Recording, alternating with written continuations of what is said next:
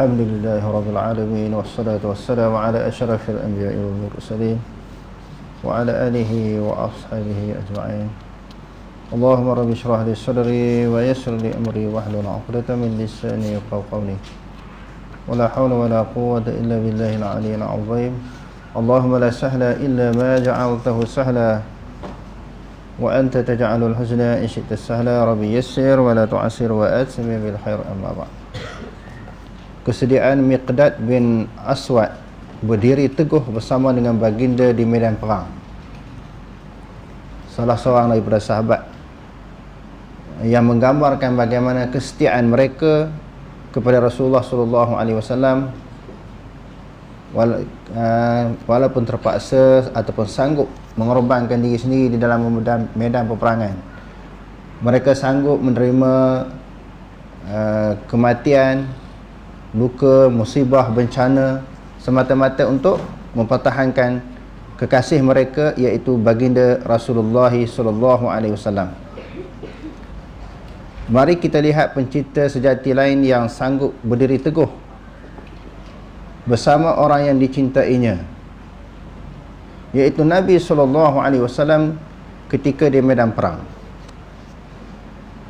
Kisah ini diceritakan kepada kita oleh Imam Bukhari daripada riwayat Abdullah bin Mas'ud. Beliau berkata, aku menyaksikan Miqdad bin Aswad dalam suatu peristiwa. Suatu peristiwa yang dimaksudkan di sini adalah di medan perang, suatu suasana, suatu keadaan.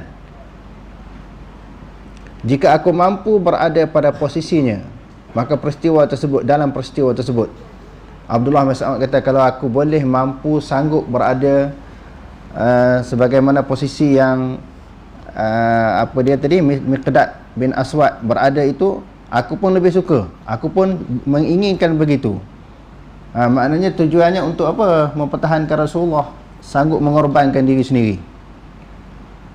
Sebab itu di dalam pelajaran kita yang lepas, kita telah menerangkan sebahagian daripada para sahabat ini sanggup mati demi mempertahankan Rasulullah. Lalu peristiwa ini dirakamkan oleh Allah Subhanahu wa taala dalam Al-Quran. Wa minan nasi man yashri nafsahu ibtigha'a mardatillah wallahu raufun bil ibad. Sebahagian manusia sanggup mengorbankan dirinya untuk mencari keredaan Allah. Keredaan Allah yang dimaksudkan di sini, dia sanggup menggadaikan nyawa demi mempertahankan Rasulullah. Mereka sanggup mati tak apa, asalkan Rasulullah hidup, kerana Rasulullah ni dia sebagai pemimpin yang nak meneruskan perjuangan, yang nak menyebarkan agama Islam. Saat itu Miqdad datang kepada Nabi SAW yang sedang mendoakan kebinasaan bagi kaum musyrikin. Masa itu Nabi SAW sedang berdoa supaya kaum musyrikin dihapuskan oleh Allah, dimusnahkan oleh Allah Subhanahu wa taala. Kerana tekanan kepada Rasulullah dan para sahabat pada ketika itu sangat dahsyat. Nak lawan tak mampu, sebab tentera Islam, orang-orang Islam tu tak ramai.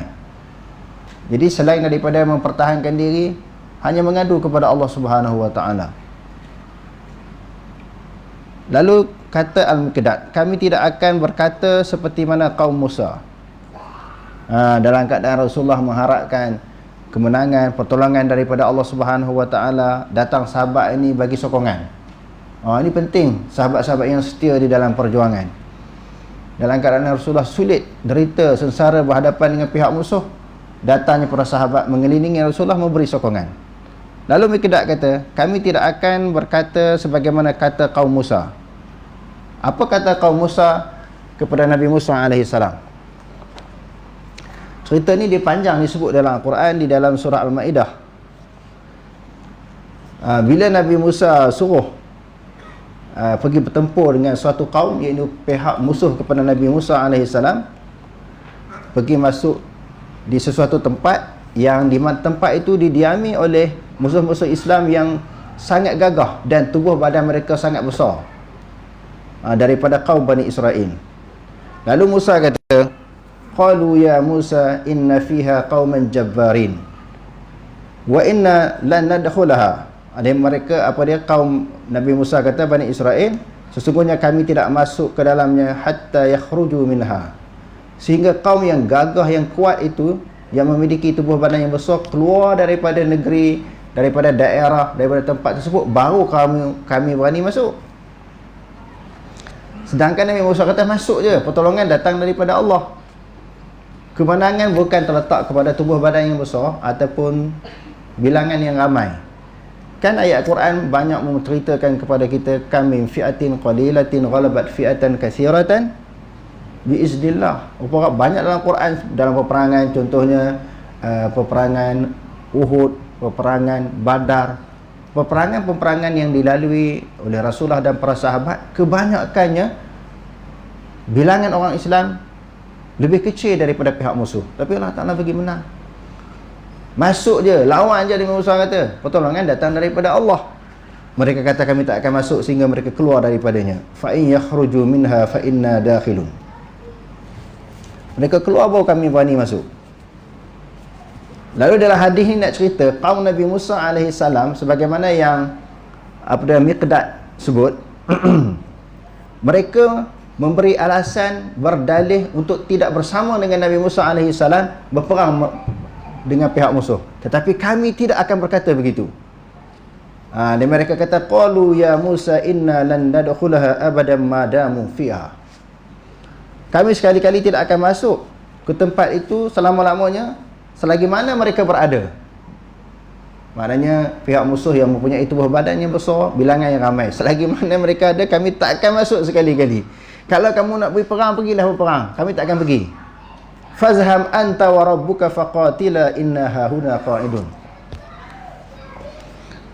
Pergilah kamu dengan Tuhan kamu, sesungguhnya kami berada, kami duduk di sini.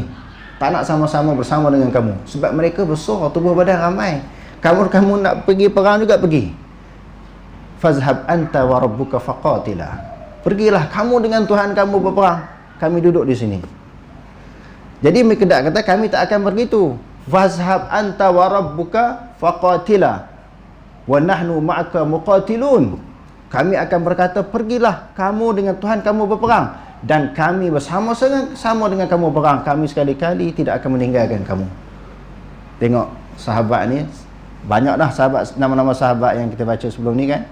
Ini salah seorang yang setia dengan Rasulullah, sanggup susah, sanggup payah, sanggup mati, sanggup menderita, sanggup sengsara demi nak mempertahankan Rasulullah.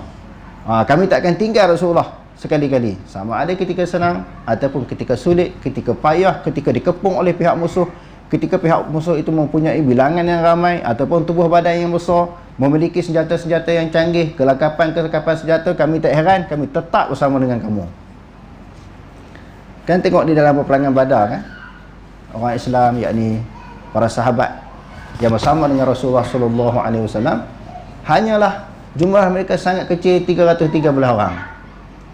Berhadapan dengan orang kafir, ada satu riwayat kata 1000 orang, ada riwayat yang lebih kuat 900 orang, hampir 1000 yang lengkap dengan senjata. Kenderaan berkuda, ada yang naik, ada unta. Jadi orang kafir ni senjata lengkap, cukup. Orang Islam ni senjata pun tak cukup. Sebagai mereka ambil pelepah tama, diasah tajam sebagai buat tombak untuk melawan pihak musuh. Kenderaan silih berganti, makanan pun tak cukup, bilangan kecil. Sebab itu bila Allah Ta'ala bagi kemenangan kepada orang Islam, Allah Ta'ala sebut balik, walaqad nasarakumullahu bi badrin wa antum azillah. Ingatlah, di dalam peperangan Badar Allah Ta'ala bagi kemenangan kepada kamu, wa antum azillah, Kamu adalah golongan yang hina. Di sini para ulama tafsir kata hina di sini maknanya kecil, lemah, sedikit. Kena ingat Allah Ta'ala ungkit balik. Bila sebut ungkit, ulama menyebut 3 perkara golongan yang boleh ungkit. Allah Ta'ala boleh ungkit. Allah Ta'ala bila sesuatu nikmat yang dia bagi kepada hamba dia, dia boleh ungkit. Hamba dia jadikan, yakni manusia tu hamba Allah. Nikmat pun dia bagikan. Sebab tu dia layak ungkit, tak menghapuskan pahala. Laqad manallahu 'alal mu'minina idh ba'atha fihim rasulan min anfusihim. Manna. Allah Ta'ala ungkit, ingatlah ketika kami telah mengurniakan kepada kamu orang Islam setelah mereka kafir sebelumnya, yakni jahiliah bila masuk Islam. Allah Ta'ala kata ingat, sebelum ni kamu kafir, kamu sesat. Allah Ta'ala bagi suatu kemuliaan manna kepada kamu. Maknanya suatu anugerah, suatu nikmat dengan diutuskan rasul. Maknanya Allah Ta'ala boleh ikut. Kalau kita manusia, sesuatu kebajikan, amalan, kebaikan yang kita buat kepada orang tak boleh ungkit. Ungkitan itu menyebabkan pahala kita terbatal. Ya ayyuhallazina amanu la tubtilu sadaqatikum bil manni wal adha. Wahai orang yang beriman, jangan kamu membatalkan pahala sedekah kamu dengan cita-cita supaya orang tu balas balik kebaikan. Hari ni kita buat baik kepada dia, besok ingat kalau kita susah, terdesak, memerlukan sesuatu, harap-harap orang yang kita buat baik tu balaslah balik kebaikan tu kepada kita. Habis pahala sedekah kita. Wal adha, kita sakiti, ataupun orang yang kita buat baik kepada dia, bagi sesuatu, menghulurkan sedikit sumbangan kepada dia, kita ungkit pula kebaikan kita, habis pahala kita. Okey, kita masuk pada cerita tadi. Allah Ta'ala dia boleh ungkit, kita tak boleh ungkit. Jadi Mikdad kata, kami tetap bersama kamu berperang, kami sekali-kali tidak akan meninggalkan kamu. Kami tidak akan berkata sebagaimana Bani Israel kata kepada Nabi Musa AS. Kami tidak akan berkata seperti kata kata kaum Musa, pergilah engkau wahai Musa bersama Tuhanmu dan berperanglah kalian berdua. Kau nak perang sangat, kamu pergilah perang dengan Tuhan kamu. Kami minta maaf, kami tak akan pergi. Akan tetapi kami akan berperang bersamamu di sebelah kanan, kiri, depan dan belakangmu. Maknanya sekali-kali tidak akan berpisah, tidak akan berjauhan, tidak renggang daripada Rasulullah. Kiri kanan kami akan bersama dengan kamu. Aku pun melihat wajah baginda bersinar-sinar penuh gembira mendengar kata-kata Mikdad. Abdullah bin Mas'ud kata, nampak muka Rasulullah ni berseri-seri, ceria, seronok kerana ada orang mempertahankan dia. Walaupun di dalam keadaan sulit, getir begitu, maknanya dia dalam keadaan terdesak. Seronoklah Rasulullah kerana ada hawariyun wal ashab. Ma min nabiyyin ba'athahu Allah min qabli illa kana ma'ahu hawariyun wal ashab. Rasulullah SAW bersabda, tidak ada mana-mana nabi yang diutuskan oleh Allah Subhanahu wa taala untuk menegakkan agama Allah, melainkan bersama dengan mereka itu sahabat-sahabat dan juga pengikut-pengikut yang setia. Nabi dan juga para nabi dan rasul mempunyai semangat, kekuatan yang luar biasa, kesabaran yang tinggi. Patutnya mereka ni tak ada kawan pun tak apa, tak ada maknanya hawariyun, pengikut yang setia pun tak apa, tak boleh. Adat kepada perjuangan mesti ada pemimpin dan orang yang diikuti, orang yang memimpin. Mesti ada sahabat-sahabat yang setia. Rasulullah sendiri cukup hebat, tetapi ada sahabat-sahabat yang bantu dia. Islam tak boleh kita nak tegak secara individu, orang perseorangan, mesti melalui secara berjamaah. Jadi maknanya kita kena ambil pengajaran daripada sirah ini. Mesti ada kumpulan, organisasi, ada jemaah yang bersama-sama yang mendukung perjuangan ini. Tak boleh kita membiarkan mana-mana individu keseorangan di dalam memperjuangkan agama Allah. Ini kadang-kadang kita tak kan, tengok kawan kita ke pemimpin kita kena tekan, kita lari. Contohnya bila orang sebut saya ni sebagai tokoh Wahabi, ada di kalangan kawan-kawan takut nak mari sini, takut terpalit. Dulu ada isu orang nak tangkap saya, isu kes tauliah, KMM. Ada seorang dua yang lari. Penakut. Bukan dia nak kena tangkap pun. Yang nak kena tangkap kita. Isu tauliah ni saya. Tak ada tauliah kalau saya mengajar orang tangkap, saya kena tangkap. Dia dah lari dulu lagi. Dikaitkan Wahabi, dia tak berani mari sini. Penakut. Dalam live ni kita nak bagi tahu. Siapa-siapa yang lari datang balik. Macam mana nak jadi seorang pejuang penakut? Tengok Nabi begitu cekal. Sahabat-sahabat mereka sentiasa bersama dengan mereka susah dan payah. Ini masa senang kita ramai. Masa susah kena tekan pakat lari. Takut terpalit. Kadang-kadang saya kawan-kawan sebut, kenapa Maulana ni asyik duk cerita ayat mutasyabihat je, Allah Ta'ala ta'arash. Jadi bila kita join dengan dia, kita jadi susah. Orang akan kata kita Wahabi. Kalau dia ustaz, dia mengajar, orang tak nak dengar. Dia takut orang kata kat dia. Akhirnya dia pun lari. Tapi dia tahu kebenaran akidah salafus salih. Akidah Nabi dan para sahabat dia faham betul. Tetapi dia tak berani nak join dengan kita. Takut terpalit. Macam mana nak jadi pejuang kalau penakut? Sifat pejuang ni Allah Ta'ala sebut dalam Al-Quran. Alladzina yuballighuna risalatillah wa yakhshawnahu wa la yakhshawna ahadan illallah.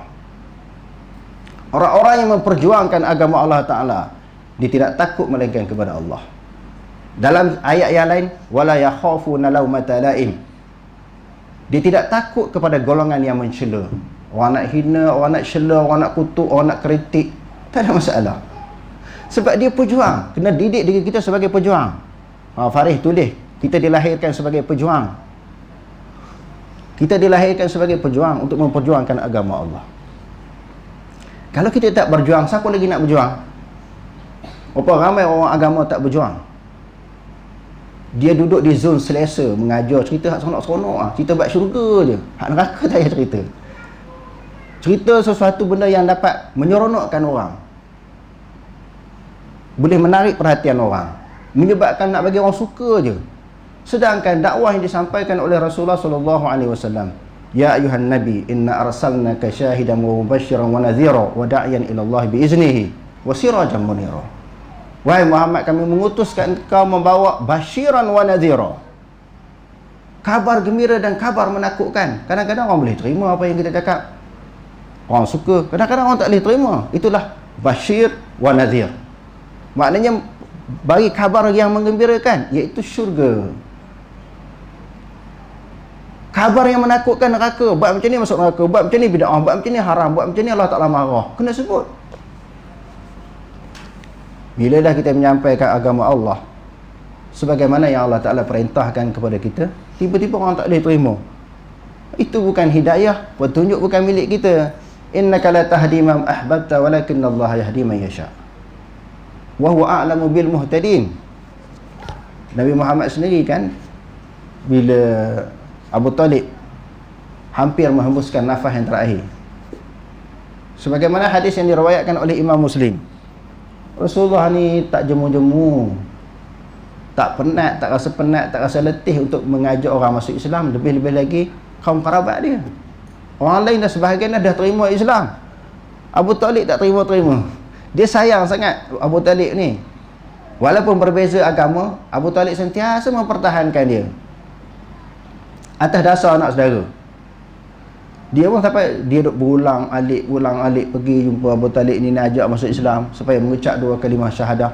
Sampai dia tahu, dia dapat maklumat Abu Talib ni sakit ternak, nak meninggal dunia. Lalu dia pergi ziarah juga, tak tinggal sampai meninggal dunia. Dia kata, wahai bapa saudaraku, kalau kamu mengucap 2 kalimah ini, aku akan menjadi saksi di hadapan Allah Ta'ala di akhirat nanti. Mengucap 2 kalimah syahadah, aku akan menjadi saksi di hadapan Allah. Kamu beriman kepada Allah, kamu selamat daripada api neraka. Pemimpin-pemimpin kafir yang berada di sisi Abi Talib kata, ya Aba Talibin atarghabu an millati Abdul Muttalib. Wahai Abu Talib, adakah kamu nak meninggalkan agama nenek moyang kita, agama yang diwarisi daripada Abdul Muttalib, agama musyrik, sembah berhala. Muhammad ni bawa agama baru, ajaran baru. Ajaran baru, kalau sekarang ni orang bagi kaum muda lah kan. Ini ajaran baru Muhammad ni bawa ni. Adakah kamu nak meninggalkan agama lama masuk agama baru? Rasulullah aja lagi mengucap 2 kalimah syahadah. Pembesar-pembesar kafir yang sekelilingnya ulang perkataan yang sama, atarghabu an millati Abdul Muttalib. Adakah kamu membenci ataupun kamu nak meninggalkan agama yang diwarisi daripada Abdul Muttalib? Akhirnya Abu Talib tak masuk Islam sampai dia menghembuskan nafas yang terakhir. Lalu Rasulullah SAW sangat sedih. Bapa saudara tak masuk Islam. Masa umur 6 tahun dia dibela. 6 tahun dibela oleh datuk dia meninggal dunia umur 8 tahun. Dia bela Rasulullah sampai Rasulullah dewasa.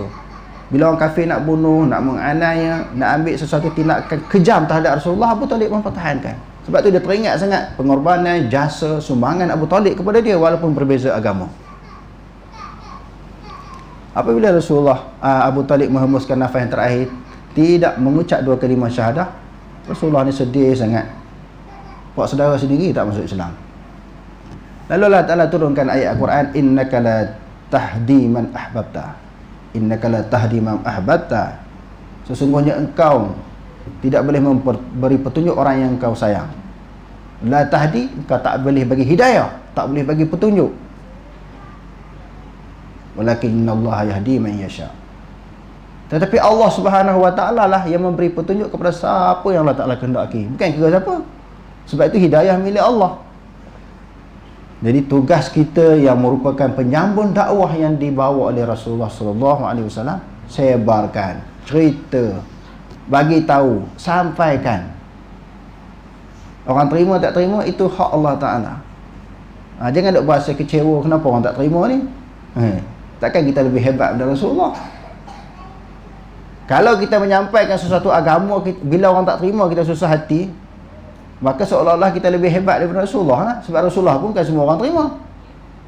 Dalam keadaan dia dibimbing oleh wahyu Allah. Pun begitu, tak semua apa yang disampaikan oleh Rasulullah ni diterima oleh orang. Jadi adat kepada perjuangan, kepada dakwah ni begitu. Jadi Miqdad kata, kami tetap bersama dengan kamu. Aku pun melihat wajah Rasulullah bersinar penuh gembira mendengar kata-kata Miqdad. Dalam riwayat ini, selain kesediaan Miqdad untuk melakukan pengorbanan demi baginda sallallahu alaihi wasallam, kita juga dapat melihat keinginan Abdullah bin Mas'ud untuk berada di posisi yang mulia itu. Kalau aku pun nak duduk dalam posisi itu, kedudukan itu, aku pun suka. Dia nak macam tu juga, sebagaimana yang dilakukan oleh Miqdad. Menerusi kata-kata beliau, aku menyaksikan Miqdad bin Aswad dalam satu peristiwa. Jika aku mampu berada di posisinya dalam peristiwa tersebut, maka hal itu lebih aku sukai sebanding dengan hal yang sama. Aku pun nak begitu, duduk di dalam suatu posisi yang dapat mempertahankan Rasulullah, sanggup mati, sanggup dicederakan, sanggup menerima segala musibah daripada pihak musuh, asalkan Rasulullah selamat. Macam tu punya sayang kepada Rasulullah. Al-Hafiz Ibn Hajar berkata, dia sebut dalam apa ni? Hadis ini diriwayatkan oleh Imam Bukhari, disyarahkan oleh Ibn Hajar di dalam kitabnya Fathul Bari. Al-Hafiz Ibn Hajar berkata ketika mensyarahkan hadis ini, sesungguhnya jika beliau diberi 2 pilihan, sama ada menjadi pendamping baginda ataupun mendapat sesuatu yang setara situasi tersebut, pasti pilihan yang kedua, yakni berada di posisi Rasulullah lebih disukai. Kalau dia dapat suatu keistimewaan, suatu anugerah, suatu kekayaan, suatu kesenangan, nak dibandingkan dengan berada di sisi Rasulullah untuk mempertahankan Rasulullah, dia pilih yang tu lagi daripada mendapat kekayaan, kesenangan. Sampai macam tu. Sebab yang tu sebenarnya, yang tu paling bernilai, paling berharga daripada dunia seisinya. Sebab itu Allah Ta'ala kata, wala tashtaru bi ayatillahi thamanan qalila. Ada ayat Quran Allah Ta'ala kata, wala tashtaru bi ayati. Kadang-kadang bi ayatina.